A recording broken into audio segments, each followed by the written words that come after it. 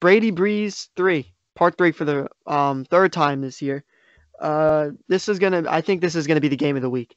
No doubt in my mind, this will be the game of the week. Tampa, I think, has progressed this year as we all expected them to.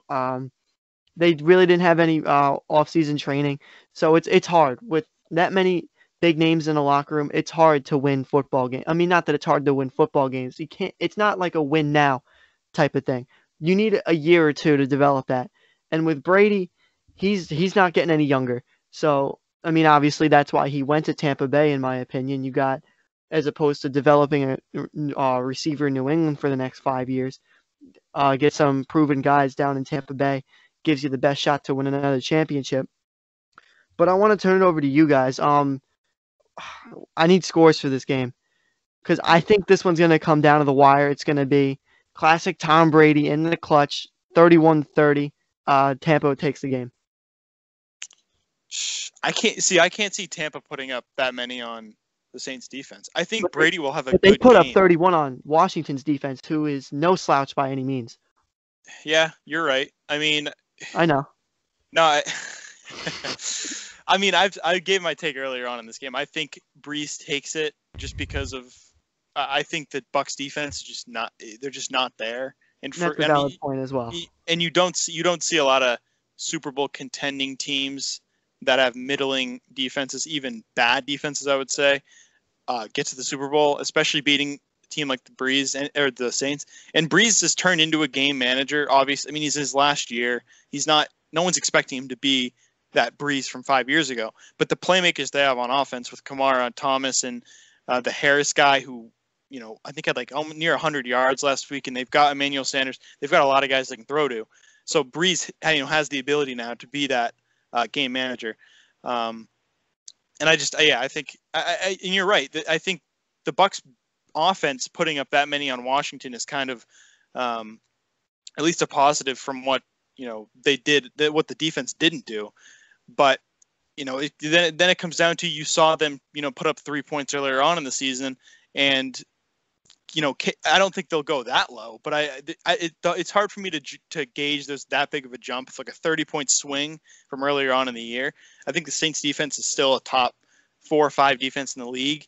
And for Brady to dice up 2 top defenses back-to-back weeks, and you're talking, needs to put up 25, 30, 35 points to win the game, I don't see it. While I'm talking, give me the 2 scores for Tampa Bay when they played the Saints earlier this year. It was 3 points, 1 game. So I want to know what that first game was. And I actually have Brady's stats combined. In the 2 games, 448 yards, 2 touchdowns, 5 picks, and I don't have the QB rating down, but probably horrendous. So that first game was 34-23 Saints. They took it. All right, so 23, and then the second one was like 38-3 or something. Yeah, like that. But don't forget that first matchup with the Saints was competitive. Tampa just couldn't get it done in the end. Fell through. Did Breeze play both games? Did he play that game? Both. He did? Yeah, he did pretty well in both too. So I also look at this game. I hate taking scores. Like, I'm just not a score guy because no one's ever going to get it right. And if you do get it right, just a projection, That's the only reason I take down scores. Luck is for losers. So I just look at it this way: when you're the New Orleans Saints in this game, and I'm glad this is the last game of the weekend, 6 o'clock, 6:40 on Sunday night. Like, this is the game that everyone's going to be watching. This is the Super Bowl for the Saints because I think Green Bay is going to end up going to the Super Bowl. I just think, and I say it in terms of this is their Super Bowl, because if you're Sean Payton and you're Drew Brees, you want to beat Brady in the playoffs. You want to hold that little record over you, especially with Brees versus Brady and what's going on. I really think that they're going to unleash everything possible in the playbook to make sure that they win this game. And I would want to run up the score on the Bucs as well, too. If they have the opportunity to do it, they are going to score. Like, that's what they want to do. They want to embarrass Tom Brady on national television and say, welcome to the NFC. Welcome to our division. That's like, it's a storyline because I know that next year, and I'll stick with it, the Bucs will win the Super Bowl, and that's going to get angry Brady next year. Breeze might retire for all we know, and we'll never get they never got to play each other again. And Breeze got those final 3 wins right on him like that. So it's just that little pettiness, you know how that goes. So And I think that if we're gonna look at scores, I don't think Brady has a bad game. I just think that, again, the defense isn't going to be able to keep up with Breeze. So I'll give the New Orleans Saints, I'll give them 34 points because I think they'll score in the 30s. Like, they'll stick with that. And I think for the Tampa Bay Bucks, it'll be like between 17 and 21 points. And I think that Brady's going to have to chase all game. And again, this year, watching these Brady games, he doesn't make.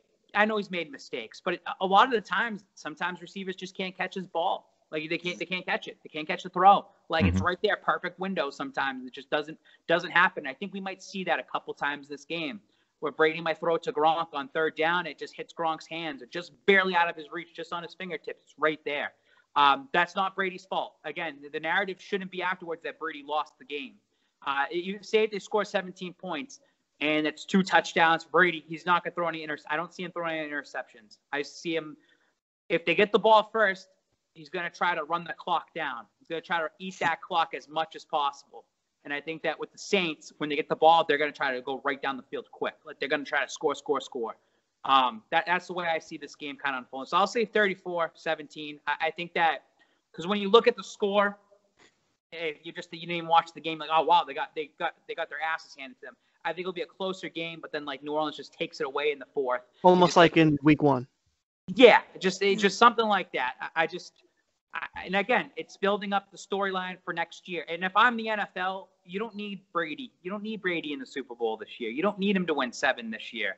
And that's not me saying it as a Patriots fan, because I'm saying they're going to win it next year. I'm just saying, like, you rather have Breeze versus Rodgers. Now, if the Rams shock the world and it's Jared Goff in the NFC title game, then I'm go ahead, Brady, let him go, let him play the Rams. Like, that's because it's pointless to even put Breeze in that spot. Well, like, if you saw the CBS graphic, they already have one ready for the Chiefs and the Packers. I don't know if you guys saw that. I saw that, but really?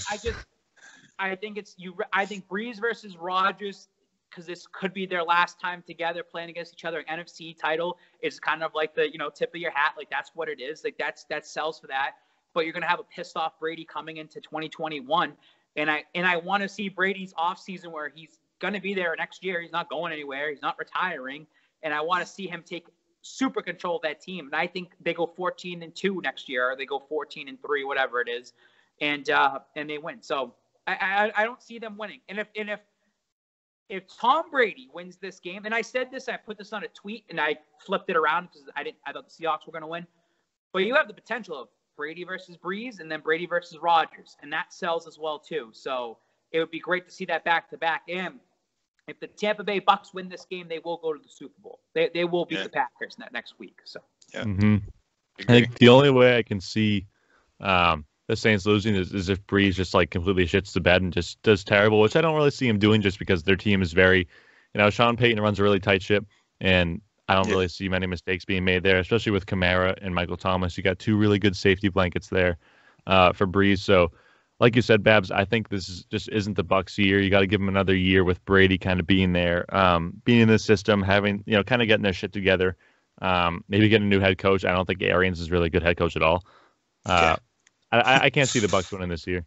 What a turnaround for Drew Brees, by the way. If we go back into June, and where Breeze was being outspoken about, the American flag and all that, and he got a lot of hate for what he did, and it felt like, oh, all right, you're going to lose the team now. And then all of a sudden you had Michael Thomas's antics to start the season as well too. The fact that they're 1 game away from the NFC title game, and they're always on the cusp of doing it. They're due to get the NFC title game. And they're due to go to a Super Bowl. Same with the Packers. Like, both teams just due. Like, they're just, and that's why it's this recipe right here of, like, they're both going to have to be in the NFC title game. It's like, Brady, don't worry, you'll be there next year. Like, he's going to be there next year. Like, you can't pick against the Bucs next year at all. Like, I just the way I see that. So. Yeah. The Saints and Packers have been the 2 teams that have always been there, but they've never been able to get over the hump for the last, like, decade. So, I think it's going to be a very good matchup to, like, that's going to be very highly watched. Yeah. In a great game, like the Saints, it was 21-9. It was 21-3. That last touchdown doesn't count. But the Saints played excellent football, and it was one of those boring games. You knew they were going to win, and it felt like a bye week for them. It felt like a practice. Like, they just knew they were going to win that game.